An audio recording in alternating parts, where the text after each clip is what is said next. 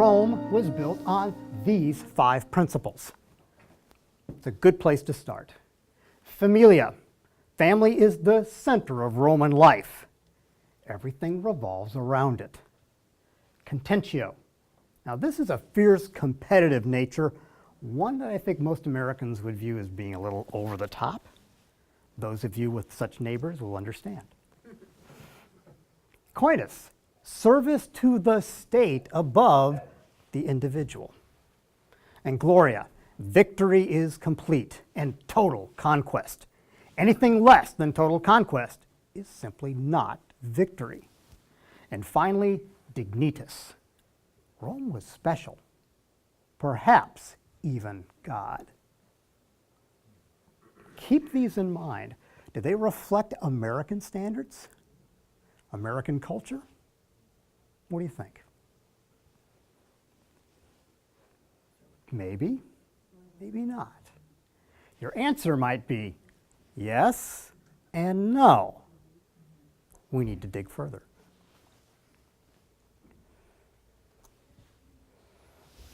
Rome, of course, is lauded for its great material wealth. And we Americans are lauded for our material wealth as well. However, our wealth is based upon innovation. Would you agree with that? Was Roman wealth based upon innovation, products and services? What did Rome contribute to the world? Pop quiz already. What do you know? Which of these were innovations of Rome? Sewers, concrete, pizza, architecture, or crucifixion?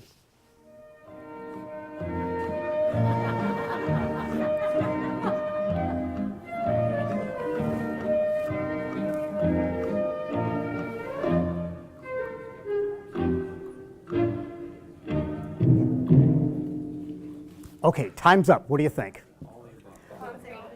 Who says sewers?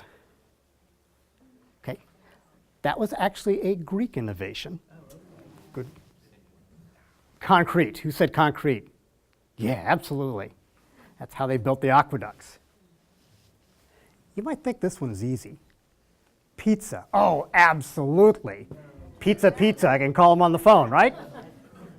No, it's not. Actually, it goes back to Mesopotamia. Architecture.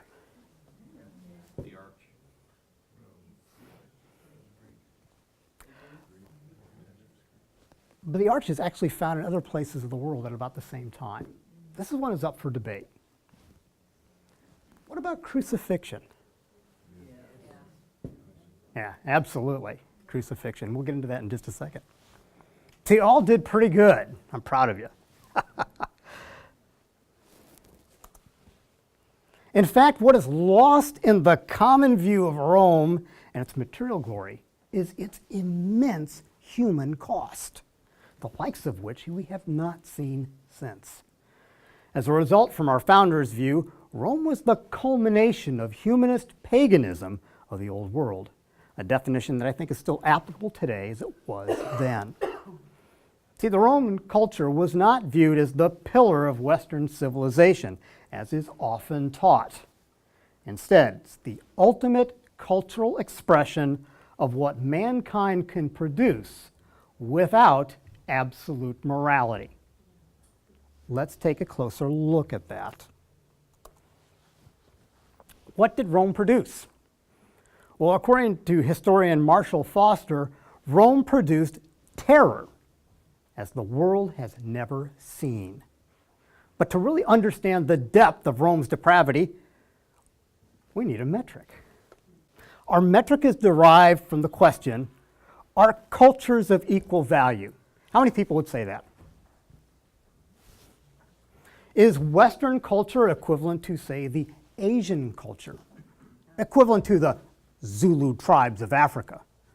Or the cannibals of the Aborigines? The very question would be preposterous to anybody outside our multiculturalism. Our founders were aware that pagan humanist societies, all societies, possessed identical characteristics or metrics. And these characteristics serve as metrics to assess any culture, whether that would be ancient Rome, the French Revolution, the Nazis, even us. They are essential to cultural comparison. They're this: human sacrifice, tyranny via the worship of leaders, enslavement and execution of enemies, rejection of absolute moral limits, focused persecution of Christ believers.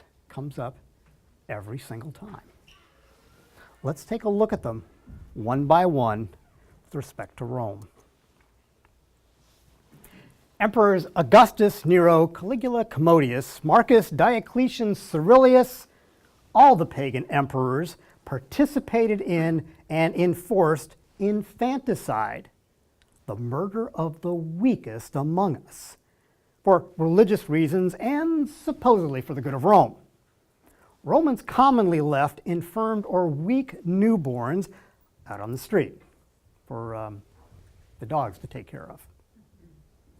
But it didn't stop there. The practice eventually applied to all who were deemed weak. For example, in 91 BC, even though infant human sacrifice was illegal, it remained common. And eventually all Roman emperors, up until Constantine, ordered human sacrifices, extended to all ages. Why, Augustus alone had 10,000 killed in the arena. When the practice was even outlawed, Romans demanded sacrifices for another 100 years, all the way up to the very fall of Rome. But even these statistics don't do proper justice to the real accomplishment of Rome. Let's go further. Number 2, tyranny via the worship of leaders. The signature of humanist societies is always to use religion to control people, cover up evil, extract taxes, and exploit adversaries. Sounds common enough. The Bible, 1 Corinthians 10:20 says, "What the pagans sacrifice, they sacrifice to demons and not to God. I do not want you," Paul talking to the faithful, "to be partners with these diabolical spirits." It's probably good biblical advice, and here's why. Our founding fathers understood that throughout history, religion is the tool of statists, those who want empires for themselves. The only difference is the label. Want to accumulate power, wealth on earth, and the adulation of the masses?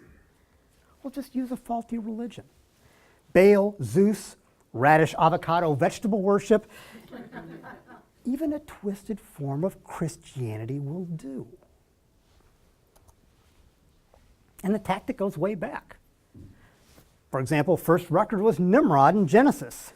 In fact, creation of humanist pagan gods has always been the preferred tool to control the masses. And the names of these gods, even now, are pantheon. Humanism, Marxism, evolution, eugenics, even reason, social redemption, Nazism, Islam, why heck, any religion will do, as long as you can twist it. By the way, do you recognize humanism, Marxism, evolution, eugenics, social redemption as being religions? Yes? No? But some people think so. Atheism is a religion. Our Supreme Court said so. What is the difference between atheism and another religion? Atheism, humanism, is man is at the top, isn't he? He decides his own fate, his own destiny. He defines his own morality, right? Other religions, there is something else to define that moral limitation. Now, whether that's somebody behind the scene dictating that, or it's something absolute like the Bible, or something in between. But their point in all this is they're still religions. And if you can twist it, you can use it to your advantage. Remember our earlier discussion about Christianity in italics? That's exactly what our founders were referring to. In fact, it's important to note that all 7 wonders of the ancient world were dedicated to demigods and controlled by their demigod rulers. Think for a moment. Compare this to Hitler and his architecture, his rebuilding of Berlin and his architectural feats that he was planning. Robespierre and Rousseau and the French Revolution, the goddess of reason. We'll talk about that in episode 4. Marx, Lenin, Stalin, take your pick, and the communist effort and emphasis on vast architectural works. All evidence that human nature, I contend, hasn't changed a bit over the millennia.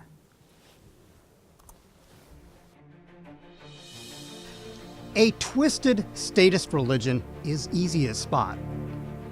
Look for a media that idolizes a leader, where he or she can do no wrong. Or in a rebellion, where the leader, he or she, can do no right. And what was once considered old and mundane of history books now becomes surprisingly relevant to today's headlines. And that is just the first of our 5 metrics. You don't want to miss the next installment of A Heritage Lost, the American Truth.